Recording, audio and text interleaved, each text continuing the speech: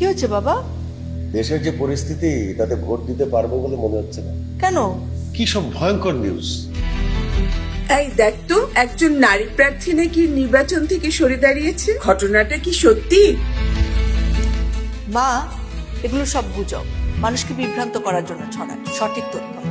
সঠিক তথ্য জানতে নির্বাচন কমিশনের ফেসবুক পেজ, ওয়েবসাইট এবং ইউটিউব চ্যানেল ফলো করবা। তাছাড়া আইন শৃঙ্খলা রক্ষাকারী বাহিনী নির্বাচন সুষ্ঠু করতে সব সময় কাজ করছে।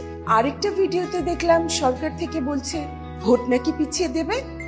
মা, এগুলো আসল ভিডিও না, এআই জেনারেটেড।